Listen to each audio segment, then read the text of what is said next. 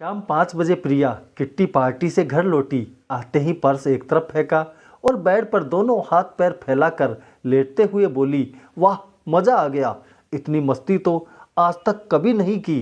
तभी बेटा राहुल आकर बोला, मम्मी दादाजी बहुत परेशान हो रहे थे, उन्हें पोटी जाना था। मैंने उन्हें उठाने की बहुत कोशिश की मगर उठा नहीं पाया।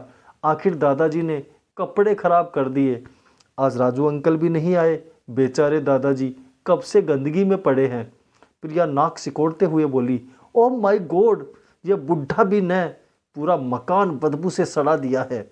आज राजू भी नहीं आया, अब कौन साफ करेगा उसकी गंदगी। मुझे तो सुनकर ही उल्टी आ रही। प्रिया ने फ़ोन उठाया और राजन को फ़ोन लगाकर बोली, सुनो घर जल्दी आ जाना, तुम्हारे पिताश्री ने कपड़े और बिस्तर खराब कर लिए, पूरा घर बदबू से सड़ रहा है। यहाँ खाना बनाने और खाने की मेरी तो बस की बात नहीं, कहीं बाहर ही जाना पड़ेगा। राजन ने पूछा, तुम कहाँ गई थी उन्हें अकेले छोड़कर?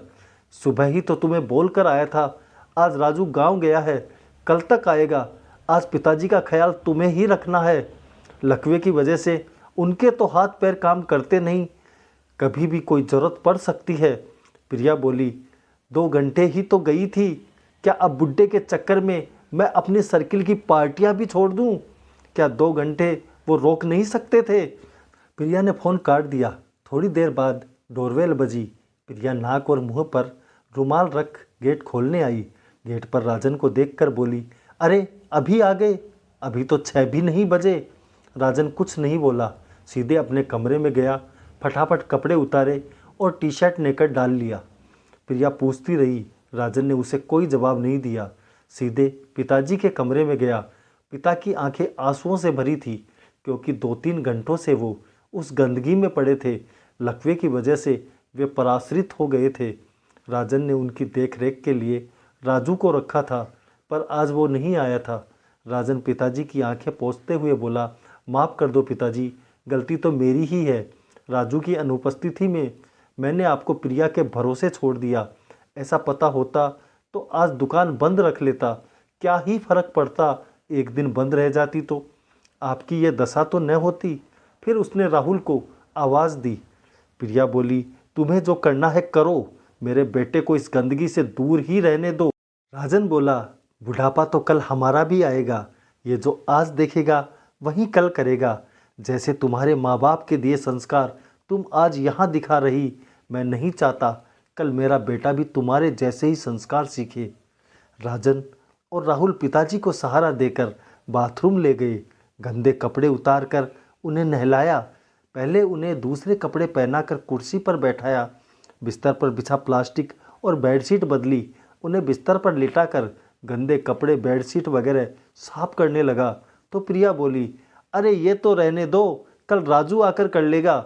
राजन बोला, तुम्हारा इनसे खून का रिश्ता नहीं, इसीलिए शायद अजीब लग रहा हो, पर मैं कैसे भूल जाऊं स्कूल से लौटते समय जब मेरा एक्सीडेंट हो गया था, दोनों पैरों पर प्लास्टर था। पिताजी के पास उस समय इतना व्यवसाय नहीं था कि मेरी केयर के लिए आदमी रख पाते। माँ और पिताजी बेचारे खुद ही मेरे मलमूत्र साफ करते थे। मैं तो बेड से हिल भी नहीं सकता था, सब काम बिस्तर पर ही करता था। पिताजी ने कभी तुम्हारी तरह नाक मुंह नहीं बिगाड़े। तुम शायद भूल गई, जब बड़े ऑपरेशन से राहुल पैदा हुआ था तब कई बार नौकरानी के नहीं आने पर मेरी माँ ही तुम्हारे सारे काम करती थी।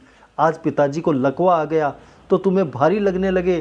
तुम्हें अपने खाने पीने की परवाह रही, मगर तुम्हें यह ख्याल नहीं आया कि पिताजी तुम्हारी वजह से कब से गंदगी में पड़े हैं। सिर्फ एक दिन तुम अपनी सहेलियों को नहीं छोड़ पाई। आज हम जो कुछ हैं इनकी ही मेहनत का नतीजा है। जिस व्यवसाय की कमाई पर आज तुम पार्टियां कर रही हो, वो व्यवसाय पिताजी ने अपने खून पसीने से सींच कर खड़ा किया है। अरे बुजुर्गों की छांव और आशीर्वाद यूं ही नहीं मिलता, भगवान की बड़ी कृपा से मिलता है। अपने प्रति पुत्र के विचार सुन पिताजी गर्व महसूस कर रहे थे, और शायद पिता के प्रति पुत्र का समर्पण और सेवा भाव देख भगवान को भी तरस आ गया। 3 महीने से बिस्तर पर पड़े पिताजी बैठ गए और दोनों बाहें फैलाकर राजन को पास आने का इशारा किया। राजन भागकर पिताजी से लिपट गया। दोनों की आंखें नम थी। राहुल पास खड़ा मुस्कुरा रहा था। और प्रिया पिताजी के पैरों में सर रखकर माफ़ी मांग रही थी। दोस्तों, कहानी पर अपने विचार कमेंट कर बताएं। वीडियो को लाइक और चैनल को सब्सक्राइब करना न भूलें। मैं रोज़ सुबह आपके लिए ऐसी ही कहानियाँ लेकर आता हूँ। धन्यवाद। जय हिंद, जय भारत।